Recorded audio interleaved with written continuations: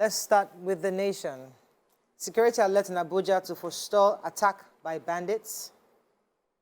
IPOB to meet federal government at Supreme Court. NDLEA arrests 4 wanted kingpins over 16 tons of drugs. I'm fit to rule, says Tinubu. Floods, Lagos begins dredging of canals. 542 stranded Nigerians evacuated from UAE. Telecom sector contributes $70 billion to economy, says NCC. Investors' apathy threatens 10.78 trillion at deficit funding. Okay, which story are we starting with? What's the major headline? So the US issued citizens in their host countries, and this made headlines. But the DSS says that there's no cause for panic.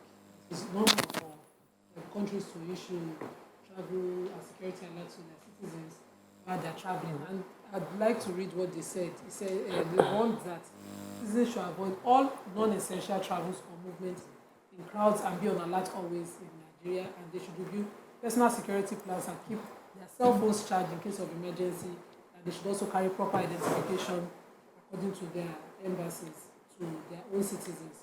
And the DSS says it's not easy for us to start to move regularly, that it's normal and that every situation is under control. So I want to rely, since we are here anyway, under the DSS on what they have said, and hope that whatever scared the countries outside have is taken care of it. Okay. I was going to take the NDLEA story. So the NDLEA has arrested 4 wanted kingpins related to the 16,000 kilograms of cannabis intercepted between Lagos and Abuja. And the spokesman, Femi Babafemi, was saying yesterday that a gentleman called, is a 48-year-old Aru Adeninde, they've been looking for him for weeks. He was arrested on Sunday, 16th of October, because of involvement in 3,149 kilograms of the cannabis. There was another lady, Hawawu Bashiru and Bashirat Adebisi Yahaya. They were also linked to about 90 kg of meth, while another person, Pastor Anite Okun Effiong of Promise of Zion Church, was equally arrested in Lagos, involved in the Uyo charges. I think it was about 5,640 kg of cannabis. So quite a number. I mean, it's a success story from NDLEA. We know they are working. It's always good that they continuously give us reports on who and name them. Let's have their names and know when they were arrested and where they were arrested, which is really important. So I'm happy for NDLEA. Well done. Okay. NDLEA. So the Nigerian Communications Commission, NCC, has said that the technology-driven telecommunications sector has contributed about $70 billion to the Nigerian economy. The Executive Vice Chairman, Professor Umar Dambata, had to state this while he was delivering a keynote address at a cyber chain conference at the Nigerian Air Force Conference Center at Kado, Abuja. And he talked, the topic was using technology to grow Nigeria's GDP. And he went ahead to give all the things that technology has done for the nation, saying the impact has been tremendous, and it has become, the sector has become a key driver to national economy. So he also mentioned that the adoption of the 5G e-commerce, fintech, big data, and other platforms has boosted the country's internal revenue generation capacity, and they are, hoping to do more with it. So he went ahead to say that aside from the 70 billion that has been put into the Nigerian economy, it has provided over 500,000 jobs in the formal and informal sectors and improved the lives of millions, explaining how using the technology, using phones has helped us. Even we as business people have been able to navigate, and they're trying as much as possible to get everybody on board. Some people are still very analog at the moment, and they're missing out on all the things that they can benefit from using technology. Okay, so making headlines, a sad story about investors' apathy. So government, our current budget, we have a huge deficit, and the government was planning to source 2/3 of the funds from local markets. What they realize is that many local investors are not putting their money on ground. So out of the 100, the total money they were trying to raise, they could only get 53% taking advantage of his last offering. In a particular case, the government was trying to raise 75 billion naira each. In one trend, out of 75 billion, they could only get 7 billion. In another one, they could only get 15 billion. So people are not, there is an investor apathy within the system. They were saying it doesn't really mean anything bad. It just means that people were not subscribing as much. Maybe they are not ready to subscribe. But the managing director of Stephen Asset Management, that's Mr. Tunde Amolegbe, was saying that it's an indication of the current mood of the market, and that people are a bit watching and waiting to see a bit of stability. He said that it might be a short run, but it might pose a threat long-term to how we're able to implement our budget in 2023. So he said that the undersubscription might be driven by the fact that there is low system liquidity, and he's also saying that maybe if they see stability in the implementation of our policies, people might come back to start investing. But I'm worried about how the government tends to fund the budget if local investors are not putting in money. They also plan to sell some of our key assets. No, that's different from this one. I know. So they're going to it's part of the plan to get that 10-point-something trillion they're looking for. Let's go on a quick break. When we come back, we continue with our review. Stay with us. We'll be right back. Moving on now to the punch. FG subsidy spending to hit 11 trillion naira in 2023. 539 stranded Nigerians couldn't get UAE work permit, says NEMA. Dubai jails Nigerian lady for filming maltreatment. Family protests. Kerosene price soars by 118%. Ex-convict rapes 12-year-old Ogun people to death. PDP APC trade accusations over Tinubu and Atiku's manifestos. Punch investigations editor wins top West African Journalism Award. FCT risk attack, says U.S. Defense Headquarters allays fears. And FG may announce airport concession winners this week. All right, human Dubai. What yeah, Dubai? so an okay, Dubai. Go ahead. Dubai. Yeah. So them are Dubai. 552 Nigerians were evacuated from Dubai, according to the Punch, and they included, sadly, 79 males, 460 females, and 3 infants. And according to some of their, accounts, one of them said that, she got legal papers to work in Dubai, but there was a change in their policies within the country. In a short period of time, she became stranded. She couldn't get a job because of that policy, and she had to start to hustle, that kind of thing. The government just usually would change their visa policy based on whatever factors they see per time, notwithstanding that some people have already come into the country before that policy, and then they make everybody already in the country start to run helter-skelter, and they had to be evacuated. But it's sad that, Nigerians are reacting to the issue ways I don't understand. Tokpe has an account. No, let us. So it's not in the punch report. Yeah, the other lady, did you take the lady that reported and then was jailed? No, yes. Yes, so this particular lady, the family of Dinchi La, a Nigerian lady who was, jailed for 1 year. She was incarcerated for exposing the maltreatment of Nigerians at Dubai. So she apparently made a video and posted that video, and then she was, jailed for 1 year. So she wrote in the video, she said, I am at the Dubai International Airport, and myself and some tiger Nigerians with valid visas are being held in a room hours after arriving with no explanation and no information on what we can do. Please help me.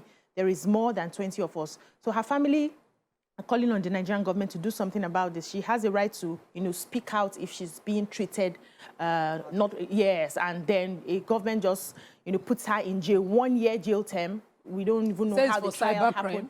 They call it cyberbullying. They say that it's not allowed in their country. Said that video she posted included the face of a person. They shall find the way their laws covered it. And Dubai is not a democratic nation.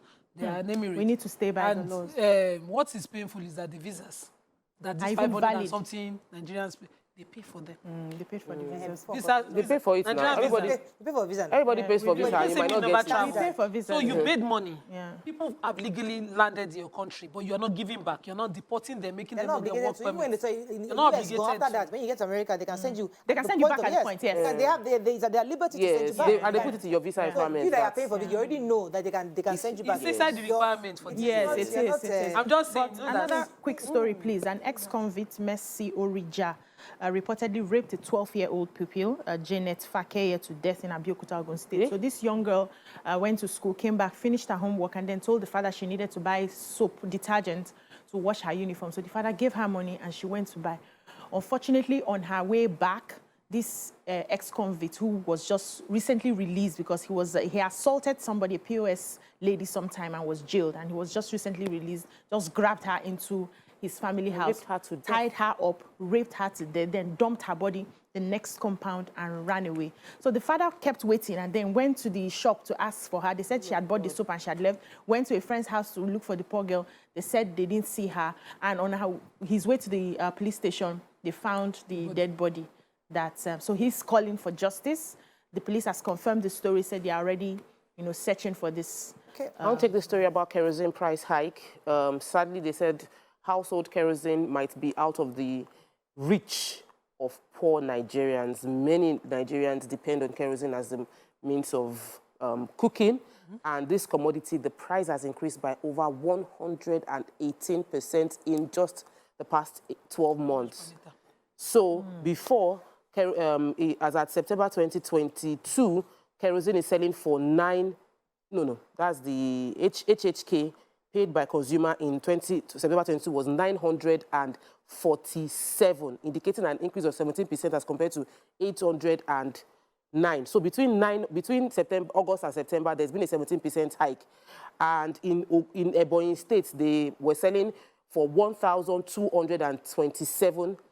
And the price is just across all states. Some states are selling for 715 naira, Nasarawa for 735, Rivers for 600, but every state there's been over 100% hike. To 900 naira per liter. I wanted to feel And this is mostly consumed by the masses. Majority of people still cook with But Nima, there's some states are buying for 1,200 per liter of kerosene. So we're subsidizing the... Okay, let's move on to Vanguard. I'm okay. Presidential race is not a wrestling bout, says Tinubu. Anti-party, PDP in dilemma over Wike and others. 2023, Northern APC Christian Forum asked along others to resign from Tinubu's campaign council. Don't politicize flood, Akwa Ibom Delta tells federal government. Peter Obi seeks urgent declaration of flood disaster emergency. Labour kicks against secret sale of Polaris Bank. Atiku Okowa campaign mocks Tinubu over empty Kano streets. Insecurity fueling malnutrition in Nigeria, says UNICEF. And 542 Nigerians deported from Dubai. Okay, which story are we starting with? Insecurity. Peter Obi had, that's the presidential candidate for Labour Party, had mentioned that he was pausing his campaign because of the flooding that happened in some parts of the country, and now he's saying that it should be a national emergency for the states where it happened. He said that the infrastructural damage is extensive. Then the areas Bayelsa State, he mentioned how this also affected Anambra State. He listed a few of the states where there was it wasn't just about, it was the infrastructural damage that took place beyond the lives being displaced, that there should be a national emergency on this issue. He also commended the the governor of Bayelsa State, that's Governor Diri, for his proactiveness and his response to the challenge. Benue also is part of those that have had major issues with flooding, and I'll just say let us all do what we can. Let's not wait until politicians, let's not politicize it. So the account, there's a headline there saying don't politicize the flood by the state governments, talking to the federal government. So Delta, Akwa Ibom, and Bayelsa, but the paper carries Delta particularly, are responding to the federal government, Sheikh Garba's comment that, they should come and explain what happened and how they expended the ecological funds within those states that are so affected by the floods. That's the federal government saying the floods were not necessarily as a result of just opening of the dam in Cameroon, that, these states get these funds to prepare for the opening. And so they should explain how that money, the dredging and all the of proper that preparations. And so they now responded to the federal government that, stop politicizing the issue. And they didn't necessarily explain the question. Or address. So sometimes because the country is bigger than the federal government. We have some things you need to deal with and prepare locally. And so they must explain. So also, Asiwaju Bola Ahmed Tinubu was in Kano, and that's where he was. He gave 100 million naira to relief for the flood victims within that state. And he also said that he's okay. He doesn't look sick. If you guys watch the video, he was saying that he's neither running for a 100-yard match or 500-yard race, and he's not also preparing for a WWE wrestling bout. He's actually what he's running for is a knowledge-based job, which is the presidency, and that he doesn't look. He said, "Do I look sick?" Actually, he didn't look sick. Because I've been the one to say on this show that he looked frail. But in this particular video, I watched it and I was surprised. He came back stronger. They did something in the UK. Whatever they are doing in the UK to all our presidents and presidential, they should come and do it in Nigeria so that other Nigerians can also refresh, you know. It's a good thing. Obviously, it was preaching unity, diversity, peace, and prosperity, and said that that's the mission of it as he comes into. He's going to run and give his whole 100% attention to Nigerians, and he will not spend 50% in Dubai. I know who was talking to, and 50% in Nigeria. You know So the United Nations Children's Fund, UNICEF, has identified insecurity as one of the major factors fueling malnutrition in Nigeria. They are cautioning that if nothing is done, no decisive step is taken, all the efforts they had put in would just go to waste. They said that 17 million malnutrition burden is on Nigeria, and Nigeria ranked the highest in the whole of Africa. And we're not even planning or meeting the Sustainable Development Goals. So with that in mind, we need to work hand in hand with different sectors. Every sector needs to contribute. And one of the things they also saw is the fact that most of these places where they have children that are malnourished is more in the northeast. So all the collaborations we need to do, that they are trying as much as possible to, you know, alleviate this from the people. But the government needs to do more because it's the government that, you know, owns the people, and they have to support with everything. They have to ensure that they inculcate it, even in the primary health care center, nutrition. You know, anytime you go to the hospital, people around that area must be able to feed and feed well. Nigerian Tribune, Tinubu Atiku in fresh row. Footballer drowns after rescuing 5 flood victims in Bayelsa. Oh. Nigeria committed to ending open defecation by 2025, says Minister. Insured flood victims to get prompt payment of claims, says NICOM. FG evacuates 542 stranded Nigerians from UAE. Why Nigerians ship owners may lose out from the $19 billion Dangote refinery. Borno inaugurates 804 houses to resettle displaced persons. Police arrest IPOB commander, destroys shrine camps in the Boeing. Okay, which story are we doing? NICOM.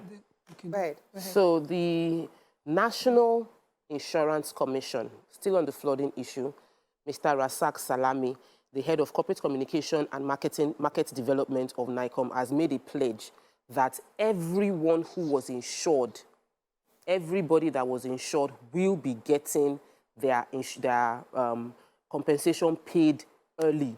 That they are working with all insurance companies to alleviate the challenges that those that are insured are facing. If we recollect the flooding, as we've lost 603 lives in the flooding, 2.5 million people were affected, 1 million persons, you know, have been displaced, 121 houses completely damaged, 82 houses partially damaged, 108 hectares of farmland destroyed and fully submerged, 332 hectares of farmland in the country completely submerged, that there's nothing from those places. So for the farmers, anyone who had insured against flooding, they are saying in a short while, they are working with all insurance companies to pay them for those insured. But those who are not insured will have to wait on the government to find a way to, or well-meaning Nigerians to support them.